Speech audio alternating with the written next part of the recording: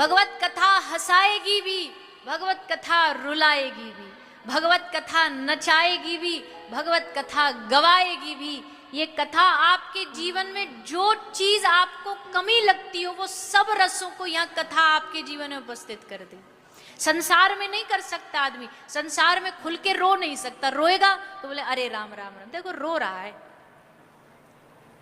लेकिन कथा में रोएगा, आहा, कथा में आंसू आ गए ना तो समझ लो ठाकुर जी देख करके एकदम निहाल हो जाते। मेरा बच्चा, मेरा बालक मुझे याद कर रहा है। कोई बालक जोर जोर से रोए तो माँ देखो कैसे भागती है सब काम छोड़ करके, मेरा बच्चा रो रहा है, इसको चुप कराऊं। ठाकुर जी को भी जब दिखता है ना कोई हमारे लिए अश्रु बहा रहा है तो भगवान तुरंत सब छोड़ करके आएंगे और सीधा आकर के उसको अपने गले लगा लेंगे। हाँ, पर कथा में सबको रोना आता नहीं है, ये पक्का है। संसार के दुखों में तो रोना आ जाता है, वैसे नहीं आता रोना। एक जगह कोई हम कथा कर रहे थे तो वहाँ ठाकुर जी के रूप का वर्णन चल रहा था। ठाकुर जी कितने प्यारे हैं, कितने सुंदर दिख रहे हैं, लाल रंग का कपड़ा पहने हैं, लाल रंग कितना बढ़िया जच रहा है, ऐसे खूब बोले तो एक आदमी बैठा, एक मैया बैठी बैठी रो रही। हमने मन मन में सोचा वाह क्या बढ़िया भाव है माता का, ठाकुर जी का रूप देख के रो रही। फिर बाद में मिलने आई कथा के बाद तो हमने कहा माता आप तो बड़ा अच्छा भाव है आपका, आप ठाकुर जी के स्वरूप को सुन के इतना रो रही थी। बोले मैं रो रही थी पर आप गलत समझे, मैं इसलिए नहीं रो रही थी। बोले फिर काय को रो रही थी? बोले आपने कहा ना कि ठाकुर जी लाल रंग का कपड़ा पहने हैं तो मेरा एक छोरा, मेरा बेटा विदेश रहता है, वहाँ कमाने जाता है, मैं उसको जब लाल रंग की टी शर्ट में देखती तो इतना सुंदर लगता, इतना बढ़िया लगता। तो जैसे आपने लाल रंग बोला तो छोरा याद आ गया, बेटा याद आ गया, उसको याद करके रो रही। मैंने कहा मैया धन्य है, भगवान की कथा में भी तुमको छोरा ही याद आ रहा है।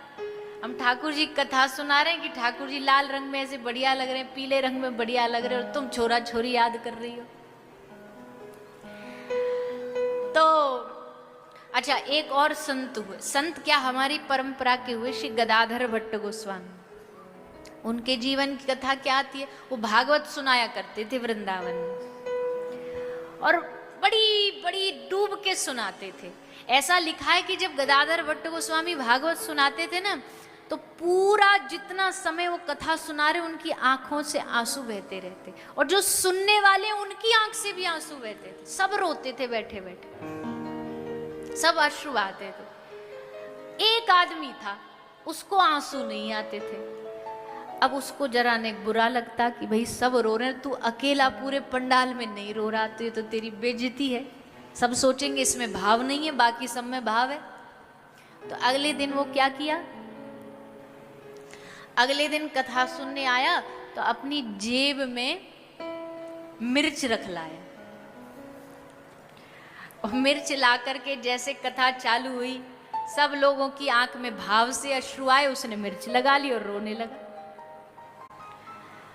अब उसके आसपास लोग देख रहे थे, साथ वाले लोग, उन्होंने जाके तुरंत शाम को गदाधर भट्ट जी को शिकायत करी। बोले महाराज ये आपका जो चेला है ना ये नौटंकीबाज है, ढोंगी है, मिर्ची लगा के रो रहा था, बताओ। अब साधु कौन? साधु जानते हो किसको कहते हैं? साधु वो जो दुर्गुण में भी गुण खोज ले, जो बुराई में भी अच्छाई खोज ले, वही साधु होता है। जैसे कहा महाराज ये मिर्ची लगा के रो रहा था, उन्होंने समझा डांटेंगे, अब फटकार पड़ेगी। महाराज जी ने श्री गदाधर भट्ट गोस्वामी पाद सीधा उसके चरणों में लेट गए। वाह भैया तेरे जैसी मैंने भक्ति नहीं देखी। बोले इसमें क्या भक्ति, क्या खाक भक्ति है?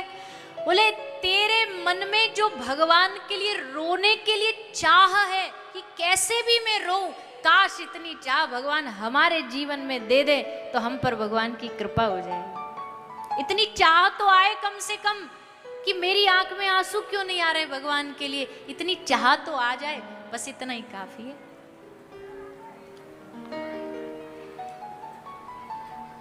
तो भगवान की कथा रुलाएगी भी, भगवान की कथा हंसाएगी भी, कथा गवाएगी भी, नचाएगी भी, प्रेम देगी, आनंद देगी। जिस आनंद से हम दुनिया में ने कहा थोड़े बहुत वंचित है ना, वो भी मिलेगा। और हाँ, कभी कभी ऐसा भी हो सकता है, वैसे हम कोशिश तो करते हैं कि ऐसा कोई ज़्यादा भाव या तर्क वाली या तत्व वाली बात चले बीच में कुछ ऐसा बोल दें, पर हो सकता है कभी कभी कथा बीच में सुवाएगी भी। सुवाएगी कैसे? बोले कुछ लोग हैं ऐसे जिनको और दुनियादारी में कहीं नींद नहीं आएगी, पर कथा में आते ही भले कितनी गर्मी पड़ रही हो, भले कितनी ठंड पड़ रही हो, भले कितनी दिक्कत हो, पर पता नहीं कथा में ऐसा क्या मिलता है उनको कि यहाँ आते ही एकदम आंखें झपकने लग जाती है। ऐसी मीठी नींद आती है, ऐसी बढ़िया नींद आती है। हा हा। पंखा चल रहा हो, कूलर में ठंडा ठंडा पानी डला हो,